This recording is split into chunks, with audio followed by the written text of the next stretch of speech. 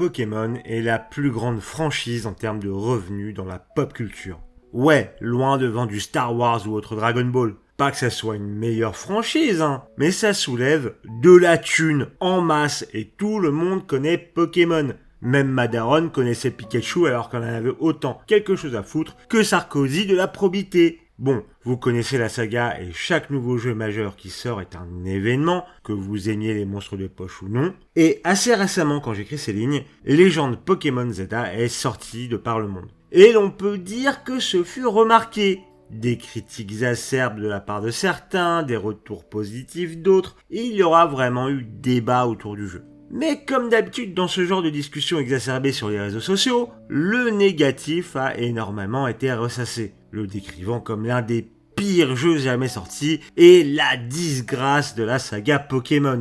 Et aujourd'hui, on va s'interroger, est-ce à tort ou à raison ?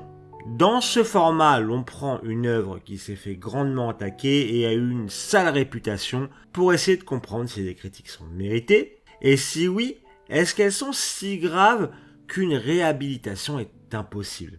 Vous vous dites peut-être que l'on n'a pas encore le recul pour juger de cela, mais moi j'ai 40 heures de jeu environ à rentabiliser et j'estime que l'on a déjà toutes les billes pour analyser ça aujourd'hui. Et c'est ce que l'on va faire dès maintenant. Mais avant tout, si la vidéo vous plaît, n'hésitez pas à vous abonner et à laisser les classiques pouces bleus et commentaires pour soutenir la chaîne. L'algo n'est pas très conciliant ces derniers temps, donc ça aiderait beaucoup. Puis je prends les suggestions d'œuvres à analyser sur ce format, donc n'hésitez pas à m'en faire part et possiblement à aller voir les autres vidéos. Bon d'abord, mise en contexte. On va faire vite parce que vous connaissez tous. Mais Pokémon, ça a démarré sur Game Boy avec les versions rouge et verte, le gros truc gris là pour les plus jeunes. Alors oui, verte et rouge au Japon, rouge et bleu chez nous, qui étaient des versions améliorées. Voilà. Bon, le principe, t'as des bestioles appelées Pokémon que tu utilises dans des combats au tour par tour pour vaincre d'autres dresseurs de Pokémon ou bien en attraper d'autres jusqu'à devenir le meilleur. Et depuis, chaque jeu principal de la licence est une itération de ce concept de base avec des nouveaux Pokémon. Des ajustements parfois, des gimmicks comme la méga évolution. Je cite celle-là parce qu'elle a fait son grand retour dans Zelda. Pour Zelda, on est en particulier dans la sous-série Légende, qui compte donc Zelda et Arceus, sorti il y a quelques années, qui en reprend la capture à la volée, mais se sépare encore plus de la série principale en passant du tour par tour au temps réel. Alors oui, il y aurait beaucoup plus à dire niveau contexte sur ce jeu, mais j'ai voulu faire rapide et s'il y a des points importants, on y reviendra plus tard. Mais si vous voulez vous immerger à fond sur l'historique des jeux de la saga, je vous invite à regarder les rétrospectives d'Esquive la boule de feu sur les différents opus. Ça dure que quelques heures par vidéo, vous inquiétez pas, ça se dévore. Maintenant, parlons du jeu lui-même et ce qui se passe dedans. On est un ou une touriste qui vient à Illumis, la capitale de Kalos, et comme c'est réaliste et inspiré de Paris, on se fait voler notre sac dès qu'on arrive. De péripétie en péripétie, on en arrive à vouloir sauver Illumis d'une menace liée aux méga évolutions Ferox, accompagnée de notre team MZ. Et pour ça, faut participer à des combats Pokémon pour monter de rang, de Z à A, pour prouver notre maîtrise de la méga évolution. On recroise de rares personnages de Pokémon XY, jeu de la série principale qui partage aussi la localisation, pour au final devenir le meilleur dresseur et sauver le monde. Je vous fais pas le résumé de toute l'histoire, c'est récent, et je veux pas spoiler le petit nombre de surprises que le jeu peut proposer, mais vous aurez saisi le déroulé global et la conclusion assez facilement. Bon on lui reproche quoi au jeu ? Alors, le principal élément qui ressort est, et c'est assez visible via les images du jeu, la technique globale. C'est moche. Indigne d'une production de la plus grosse franchise multimédia au monde, tout ça. Bon on a des choses à en dire. Est-ce que techniquement c'est si honteux que ça ? Comparons avec ce que l'on peut trouver d'autre sur la première Switch.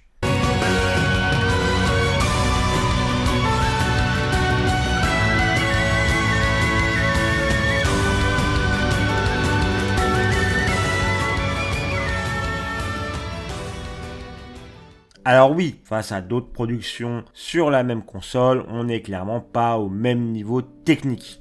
Il y a aussi l'exemple des fenêtres sur les immeubles qui ressort pour pointer du doigt Zelda. et clairement ça aurait pu être mieux. Certains parlent de bugs assez gênants que je n'ai pas pu observer, hormis en vidéo, mais ils sont donc a priori présents mais pas systématiques. Ça reste quand même preuve d'une technique défaillante. Il n'y a pas à tourner autour du pot, surtout que les jeux récents de la licence souffrent aussi d'une technique plus qu'attaquable, mais on peut quand même en discuter. Bon, on pourrait d'abord dire que grâce à des infos que Nintendo ne voulait pas qu'on ait, l'on sait que le budget du jeu est d'une quinzaine de millions de dollars. C'est pas du tout le budget des AAA récents, ce qui pourrait expliquer que Zelda ne soit pas au niveau technique attendu d'une si grande licence. Surtout que Game Freak n'est pas un studio aussi gros que la plupart des autres mastodontes de l'industrie. Bon bah, très bien, mais tout ça, c'est par choix. C'est The Pokémon Company qui décide du budget et Game Freak qui choisit de peu s'agrandir. Quoique c'est en train de changer de ce que l'on peut voir des campagnes de recrutement récentes du studio. Et vu leurs revenus, il y avait moyen, d'avoir plus de moyens. Donc oui, la technique est défaillante et aurait pu être meilleure. Mais allez, on peut dire qu'au moins c'est mieux qu'Écarlate et Violet là-dessus, car on évite les camarades de classe en 6 FPS, mais pas sûr que ce soit une concession qui fasse honneur au jeu. Puis, le fait que ce soit moche s'accompagne d'un énorme clipping à moins de 20 mètres qui n'aide pas à constituer une défense. Et un truc que je tiens à rappeler, c'est que les vieux jeux de la licence Pokémon, disons jusqu'à la 5G, étaient des bijoux technologiques de leur époque. Toujours soit beaux, soit avec des avancées technologiques, ou encore des optimisations au poil de fiac de Ronflex pour tout faire tenir sur la cartouche de jeu. Encore une fois, je vous renvoie vers les vidéos d'Esquive la boule de feu qui vous donneront des billes sur le sujet. Donc Game Freak n'est pas coupable d'un manque de talent, car il y a un savoir-faire technique dans l'entreprise, mais d'un manque de moyens et de temps, mais qui n'excuse pas la pauvre qualité technique du produit final. Après, cette technique rend-elle le jeu injouable ?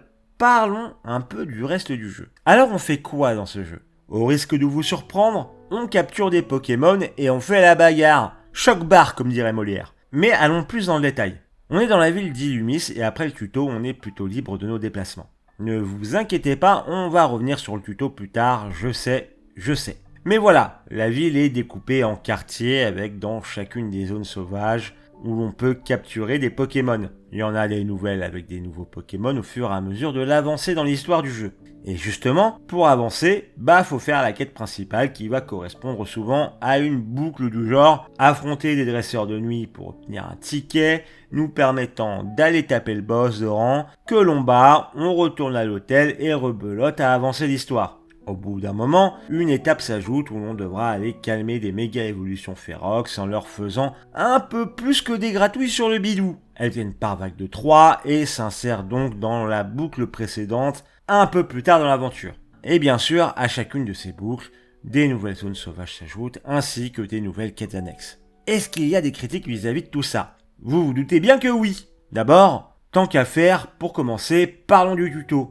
Pas mal de joueurs se plaignent que le jeu démarre très lentement, de manière dirigiste et avec des tutos incessants pendant 3 à 4 heures de jeu avant d'être libre. Et il faut bien dire que c'est le cas. Alors il faut quand même nuancer que chacun aura un rapport différent avec ce début de jeu. Certains trouveront ça insoutenable, alors que d'autres le remarqueront à peine, en se laissant porter. Mais il faut dire que ce serait facilement améliorable. D'une part, en nous laissant libres plus rapidement, car de toute façon, les zones sauvages arrivant au fur et à mesure, même en nous laissant libres, on risque pas de croiser un Dratak niveau 83 au pif, même si j'aurais tendance à penser que ce genre d'expérience fait souvent le sel des jeux open world. Oui, je pense à toi, Xenoblade. D'autre part, ce serait améliorable avec une autre chose que l'on abordera plus tard en détail, mais pour le dire rapidement, ajouter un doublage. Ça rendrait tous les dialogues plus dynamiques et ça rendrait le désengagement plus difficile de la part du joueur. Mais comme je le dis, on se garde ça pour plus tard. Mais dans l'état, il est compréhensible que l'on puisse s'ennuyer dans les premières heures de jeu. La ville d'Illumis est souvent aussi la cible de critiques par certains joueurs. Or, les problèmes techniques, la taille du terrain de jeu est souvent mise en cause. La map serait trop petite, on en ferait le tour trop vite.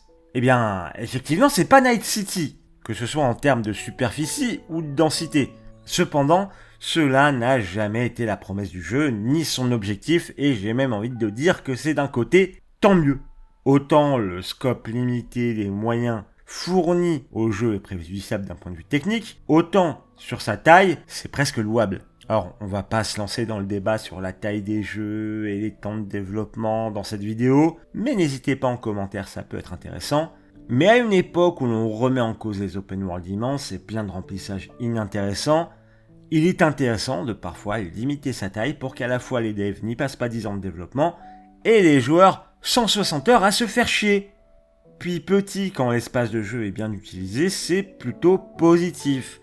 Il y a de la verticalité qui se débloque au fur et à mesure et permet de découvrir de nouveaux endroits et Pokémon, des quêtes annexes qui parfois exploitent les endroits où elles se trouvent, et bien que ce ne soit pas rempli à ras-bord de PNJ, il y a toujours quelque chose à faire et à découvrir dans les différents quartiers d'Illumis. Là où cependant les critiques ont une part de vrai, c'est que cet espace de jeu est peu diversifié. On y retrouve toujours peu ou prou les mêmes immeubles à quelques exceptions près, et comme les quartiers ne sont pas si différents et qu'il n'y a pas d'autres villes, ça ne permet pas le dépaysement ou le renouvellement dans l'aventure. Là-dessus, ça peut être un problème pour certains, plutôt sérieux même, et qui aurait pu se régler grâce à des quartiers à l'identité plus marquée, au détriment de la cohérence de l'urbanisme, certes, l'urbanisme qui malheureusement fait partie des thématiques du jeu. Après, sur la structure globale, je voudrais revenir sur la montée en rang du Royal ZA. Petit rappel, on commence au début du jeu rang Z pour finalement arriver rang A. Et à chaque rang, on nécessite de battre plusieurs ennemis pour obtenir un ticket permettant de battre le boss de rang et passer au niveau au-dessus. C'est globalement ce qui donne le rythme de la quête principale et donc l'un de ses éléments structurants. Désolé, je vais devoir spoiler un petit truc léger, mais le jeu nous a menti. Car à un moment, on skip une quinzaine de rangs dans la montée. Et ce skip divise un peu, c'est pour cela que l'on va en parler. J'en ai vu certains déçus quand l'on arrive finalement assez rapidement au rang et que l'on ne grind pas chaque étape une par une car c'était la promesse du jeu. Cependant, faut voir aussi cela de l'autre côté du spectre. Faire 25 fois les mêmes étapes de farm de points avant un boss, ça rappelle les plus grands défauts d'un No More Heroes sans la diversité avec les assassinats. Alors après, il y avait peut-être moyen de présenter ça différemment, en ne promettant pas autant d'étapes dès le départ. Cependant, cela permet de s'engager dans des quêtes plus intéressantes avec des personnages plus en couleur que le chauffeur de taxi du rang Z. Bah ouais, pas facile de faire des personnages stylés comme Corvo ou Violine pour tous les rangs. Mais dans les faits, la structure fonctionne dans les grandes lignes, remplaçant peu subtilement les badges d'arène emblématiques de la série principale. Ça mériterait sûrement un équilibrage sur l'acquisition du ticket avant d'affronter le boss, qui à force de répétition et de longueur devient plus une corvée. Mais allez, c'est de l'optimisation de l'expérience de jeu. Mais d'ailleurs, parlons-en de ces combats. Mais pas seulement. Parlons de l'expérience de jeu spécifique à la série Pokémon. Car c'est cela qui définit si c'est un bon jeu Pokémon ou non. Pokémon, c'est la bagarre et attraper des bestioles. Si on voulait résumer très grossièrement la série, c'est ce que l'on pourrait dire pour décrire l'expérience de jeu. Et comment Zelda s'en sort sur ces deux aspects ?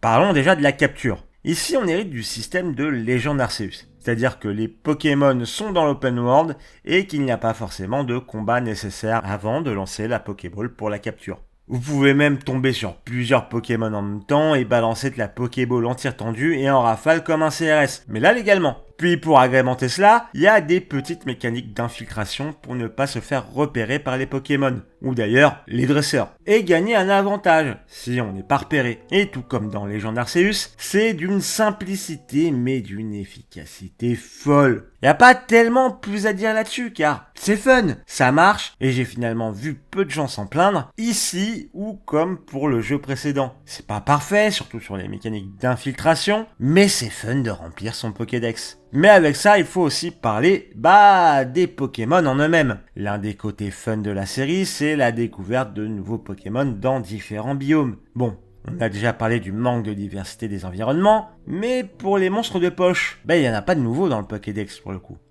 Et ce sont les nouvelles méga évolutions qui prennent le rôle d'instiller de la nouveauté et de la découverte. Est-ce suffisant ? Pas tellement. Ça pêche clairement. Certes, les méga évolutions font plaisir et il y en a des stylés et d'autres goofy qui font bien marrer. Mais tout le long du jeu, on manque du « Oh, je connais pas celui-là ». Go le capturer pour voir ce qu'il fait. Arceus compensait le fait que l'on était dans une région déjà visitée avec les formes d'issue qui permettaient cet effet de temps en temps. Mais c'était peut-être plus dur à justifier pour Zelda qui se passe à peine quelques années après XY. Après bon, dans le monde de Pokémon, il y a toujours moyen de moyenner avec un bullshit pour justifier ça. Puis finalement, les nouvelles mégas, il y avait moyen de moyenner avec un bullshit pour justifier ça. Puis à côté de ça, t'as des espèces de missions qui se remplissent en capturant et battant des Pokémon pour accueillir des récompenses, pour au final arriver au sacro-saint charme chromatique. C'est un héritage de Légende d'Arceus, mais honnêtement, ce n'est pas très intéressant. Mais ça donne des objectifs courts et long terme, tout en encourageant à continuer les captures de Pokémon tout le long du jeu. Bon, et pour le combat, c'est là que l'on a le changement principal de Zelda. Comme dit plus tôt, Pokémon c'est historiquement du tour par tour. Et bien que le précédent jeu de la sous-série Legend ait procédé à de gros changements sur les combats, il restait quand même en tour par tour, comme ses aînés. Et Zelda est quant à lui en temps réel. C'est-à-dire que l'on ne choisit pas l'action de son Pokémon en même temps que l'adversaire, puis on voit ce qui se passe. Là, c'est plus proche de la baston d'ivrogne derrière le parking du Lidl. Pour ça, chaque attaque a un cooldown, puis à ça, il faut ajouter une portée d'attaque, en plus des caractéristiques habituelles comme la puissance, la précision ou ses effets secondaires. La portée joue beaucoup sur les timings d'attaque, même si ça donne parfois des situations bizarres, avec les attaques à distance qui font que le Pokémon se rapproche de vous avant d'attaquer. Bon. Globalement, certains ont tendance à trouver les combats brouillons. Un peu comme tout dans Zelda, il y a effectivement des axes d'amélioration car certains points auraient bien besoin d'un petit coup de polish.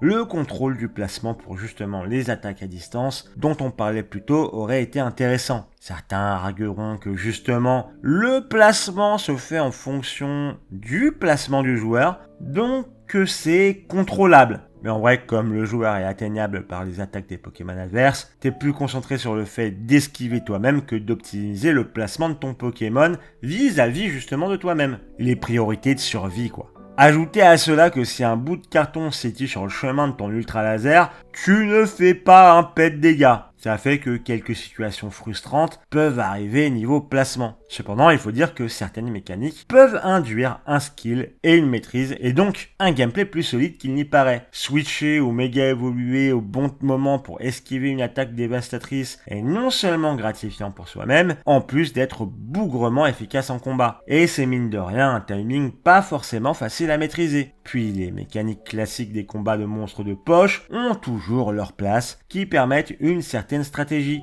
dont on n'a plus besoin de prouver l'efficacité vu que ça marche depuis à peu près 30 ans. Donc ouais, il y a un côté frustrant qui pourrait être amélioré, mais de par ses bases solides et les subtilités qui permettent une courbe d'apprentissage, les combats restent fun. Puis un petit mot sur le PVP, où c'est pas du 1v1, mais du 1v1 v1 v1, entraînant un chaos absolu, mais avec de l'optimisation. Et de par justement le bordel ambiant, est ma foi plutôt drôle, même si j'aurais tendance à dire qu'il ne faut pas le prendre trop au sérieux. Dernier petit point sur les combats contre les méga évolutions Ferox, pareil, qui sont hérités de Legend Arceus, qui pour le coup sont plutôt engageants. Alors on n'est pas sur Elden Ring ou Bayonetta, mais dans l'idée, ils sont assez engageants pour que l'on puisse s'investir dedans, que l'on soit pris dans le combat, même si ils souffrent des autres défauts énoncés plus tôt. Alors il nous reste un point à aborder, les qualités artistique ou non du jeu pour voir si ça peut contrebalancer certains points négatifs. Alors il va falloir parler un peu de la direction artistique du jeu.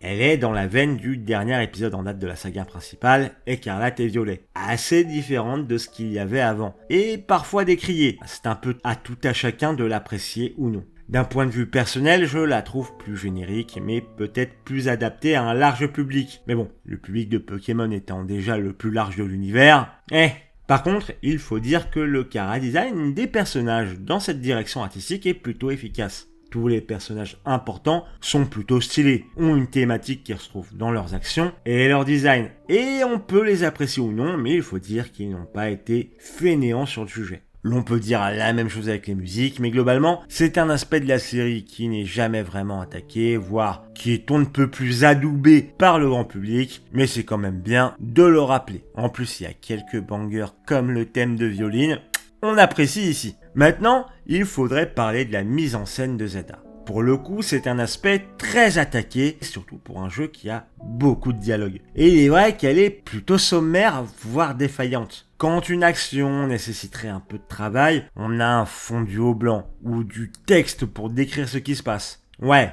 c'est pas du clair-obscur pour parler d'un jeu sorti cette année. Et comme en plus il n'y a pas de doublage pour dynamiser tout ça, bah forcément, ça cause un désengagement pour certains joueurs. Alors certes, il n'y a pas besoin de doublage pour qu'on ait envie de suivre l'histoire. Hein. Quand tu passes une bonne moitié de ton temps dans des dialogues, ça ne coûterait pas grand chose de faire cet effort qui aiderait bien. Mais je dois tout de même dire qu'il y a eu un moment qui fait mentir sur cette histoire de mise en scène. Et c'est la fin du jeu. Comme si tout le budget et l'énergie des équipes étaient allés sur les 30 dernières minutes vis-à-vis de la mise en scène. Et c'est à la fois cool et triste, car on voit bien que le potentiel et le talent étaient là, tant la fin est efficace sur cet aspect. Mais malheureusement, il n'y a que ça à quelques détails près, comme la quête annexe avec les funessirs en mode spooky qui fonctionne ma foi très bien. Et ça met en exergue le reste du jeu qui aurait bien profité d'un tel soin.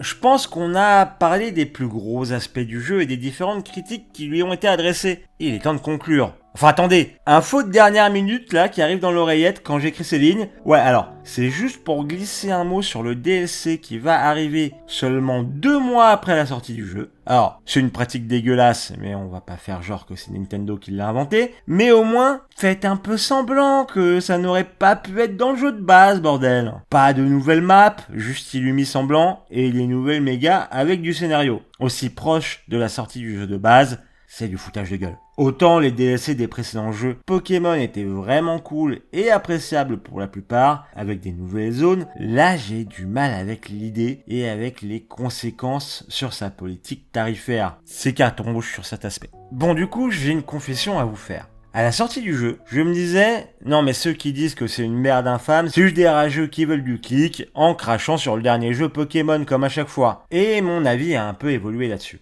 Alors, ceux qui disent que c'est une merde cosmique sont complètement dans l'abus pour faire du clic, ne déconnons pas trop non plus. Le jeu a ses qualités et est clairement fun. Ça ne peut donc pas être complètement un mauvais jeu, ni l'un des pires de la création. Par contre, il est indéniable que le jeu est plein de défauts, et qu'il est normal que des gens soient déçus et n'aiment pas le jeu. Même pour chaque qualité, à part peut-être les musiques, il y a un problème qui lui est associé. Un manque de polish en général, et c'est un peu ce qu'on en reproche à la saga depuis quelques opus. Le manque de finition et de petites améliorations ci et là qui feraient la différence. Tout au long de cette vidéo, j'ai pu donner quelques axes et idées qui auraient pu faire de Zelda un meilleur jeu qu'il ne l'est à l'heure actuelle. Mais je tiens à noter que dans l'idée, le principal est là, car le jeu est fun, et les aspects liés à l'ADN de la saga Pokémon fonctionnent. Mais aurait-on pu s'attendre à mieux, voire même exiger mieux ? Bien sûr. Au final, ce légende Pokémon Zelda n'est ni la somme de ses qualités, ni la somme de ses défauts. Chacun nuance un peu l'autre d'une certaine manière. Ça dépendra de chacun ce qu'il valorise ou dévalorise, le plus ou le moins, mais Zelda ne restera pas dans les mémoires. Et il n'a pas ce petit éclat que l'on pourra retrouver dans d'autres opus de la saga, ce qui fait que sa réhabilitation paraît peu probable. Cependant, a-t-il réellement besoin d'une réhabilitation ? C'est un jeu moyen. Si on est vraiment honnête, ce n'est pas le jeu nullissime que certains essayent de décrire, ni le jeu incroyable que d'autres pourraient décrire. Cependant, je tiens à noter que sur les réseaux sociaux, on entend plus ceux qui parlent d'un mauvais jeu, mais c'est un peu le jeu des réseaux sociaux. Quand on observe un peu plus les avis et quand on parle autour de soi, ce qui ressort le plus, c'est que c'est la définition du jeu mid. Après, un jeu mid dans la licence Pokémon, ça peut toujours être considéré comme un échec. Parce que on peut toujours s'attendre à bien plus, sachant que la saga avait l'habitude de le délivrer bien plus fut un temps. Mais ça reste un jeu fun et qui peut être agréable pour certains en fonction. Donc non, ça ne sera pas un jeu dont on se rappellera dans 20, 30 ans parce qu'il a apporté des choses incroyables, mais on s'en rappellera peut-être du jeu qui nous a fait mal aux yeux, mais qui n'était pas si mal. Bon bah, merci de m'avoir écouté déblatérer dans cette vidéo. J'espère que ça vous aura plu. N'hésitez pas à me dire votre avis vis-à-vis de Legend Pokémon Zelda en commentaire sur des éléments que j'aurais peut-être pas traités ici. Je suis tout à fait prêt à en discuter. C'est même aussi une des raisons pour lesquelles je fais ces vidéos. En tout cas, si ça vous a plu, n'hésitez pas à vous abonner, à lâcher le like, le commentaire, à partager la vidéo à vos amis, à votre famille, ou même à votre collègue parce qu'il vous fait chier et vous dites que ça va le faire chier. Je prends, ça me fait plaisir. Et surtout, n'hésitez pas à me proposer d'autres œuvres pour ce format. On avait traité jusque-là 2 films. Là, j'ai voulu traiter un jeu vidéo. Donc c'est parti sur Legend Pokémon Zelda. Je suis ouvert à toute proposition. N'hésitez pas aussi à passer me rendre visite sur Twitch. Je stream à peu près tous les jours de la semaine. Ou aussi à découvrir mon podcast Séance de rattrapage avec ma comparse Mélanie. Tous les liens sont en commentaire. Des bisous, à la prochaine.